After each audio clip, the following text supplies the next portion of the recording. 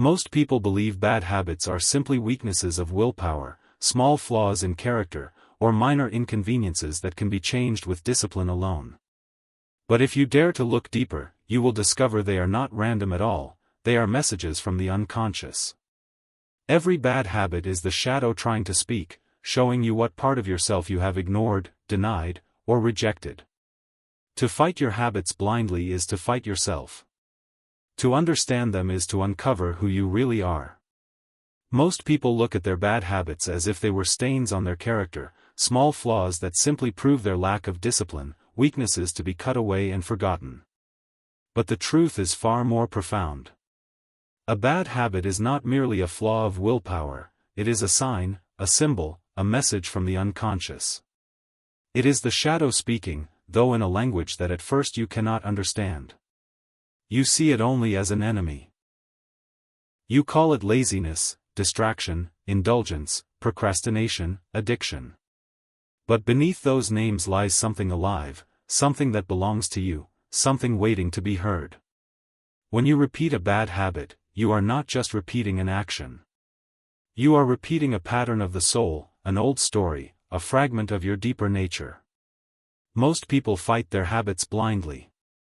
They wage war against themselves, believing that to overcome means to crush, to erase, to deny.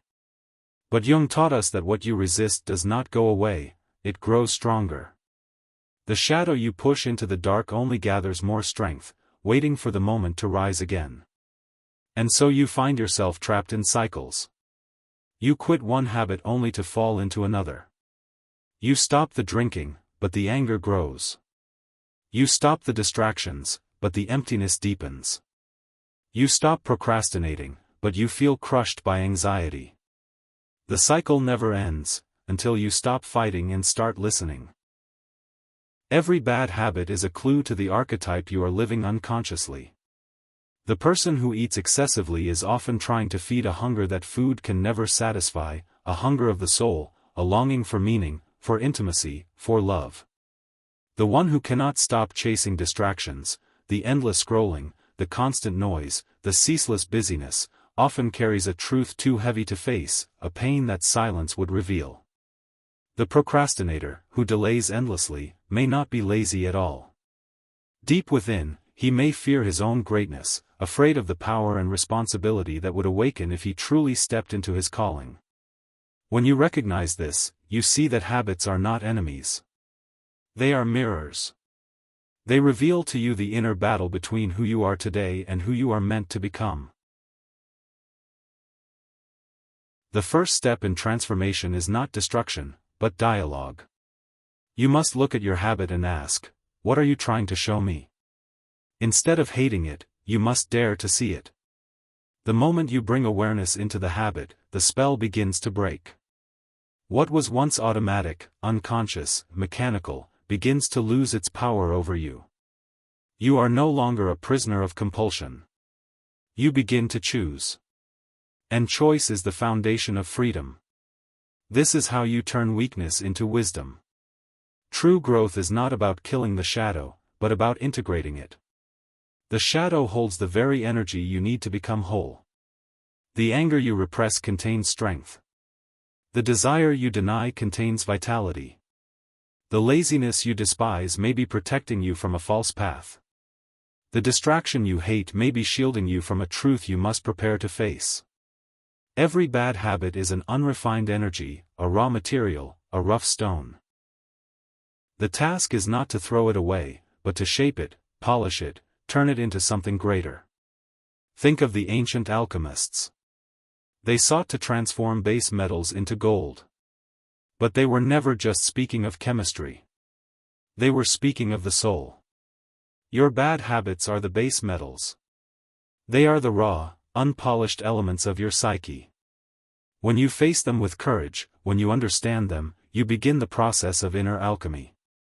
You transform what was once shameful into wisdom, what was once destructive into creative power. The bad habit that once made you feel small becomes a teacher. It guides you to the very parts of yourself you must confront. It says, look here, this is where you are wounded. This is where you are hiding.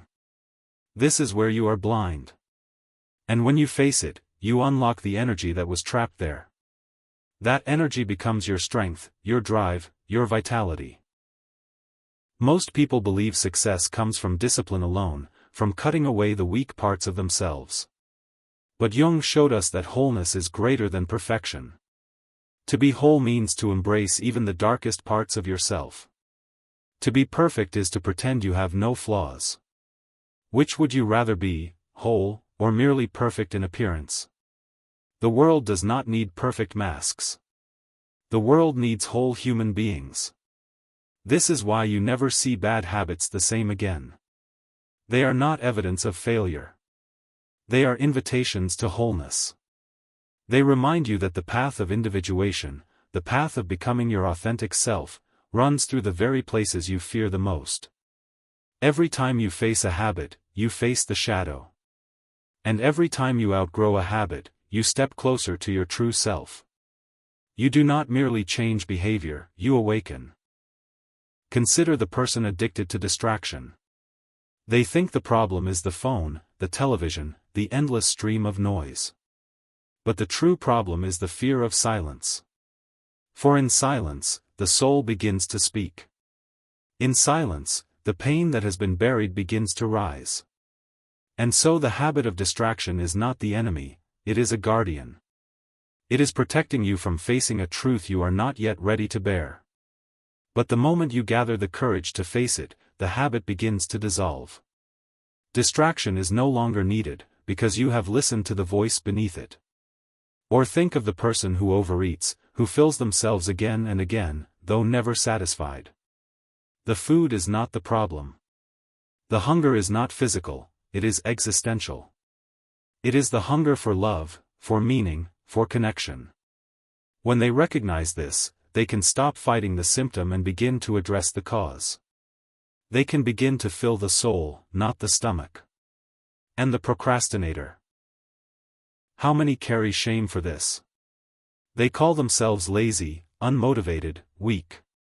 But procrastination is often the soul's way of saying, you are not aligned. You are not ready. Or you are afraid of your own light. Many who procrastinate are perfectionists in disguise, terrified of producing something less than flawless. Others are afraid of their own power, afraid of what will happen if they actually succeed. To confront procrastination is to confront not laziness, but fear. And in facing that fear, a person discovers the courage to live. You see now why habits are not random. They are symbolic. They are part of the great dialogue between the conscious and the unconscious mind. They are the myths and archetypes of your inner life, acting themselves out in the everyday rituals of eating, delaying, distracting, indulging. And when you look at them this way, they no longer seem small. They are doorways to the soul. The great tragedy of modern life is that people treat their habits with shallow contempt.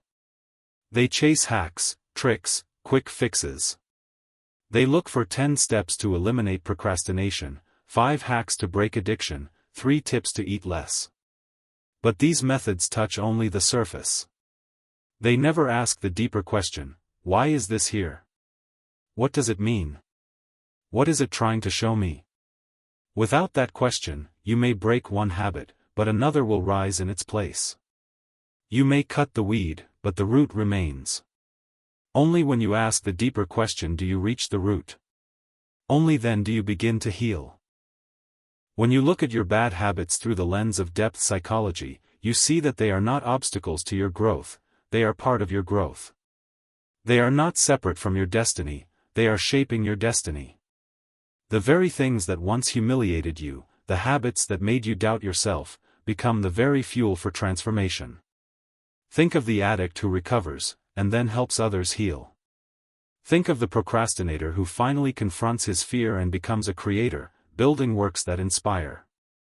Think of the angry soul who channels that fire into justice, protecting the weak. The shadow, once integrated, becomes a source of tremendous power. The road is not easy. To face your habits with honesty requires courage. It requires you to look into the mirror and accept what you see. It requires you to stop blaming the world, stop hating yourself, and begin the hard work of listening. But if you are willing, the reward is freedom.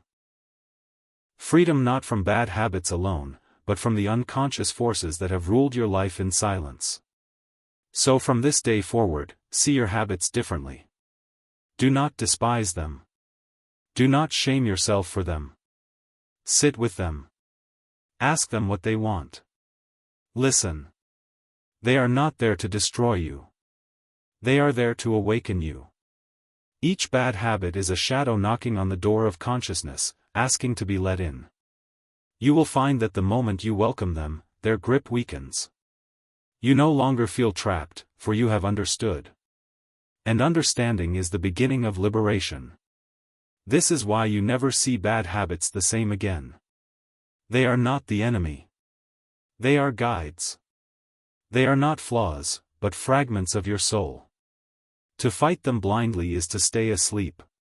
To embrace them consciously is to awaken. And when you awaken, you discover the truth Jung knew well, that everything you once hated about yourself, everything you once rejected, was simply a part of you waiting to come home. The bad habits were never here to destroy you. They were here to lead you back to yourself.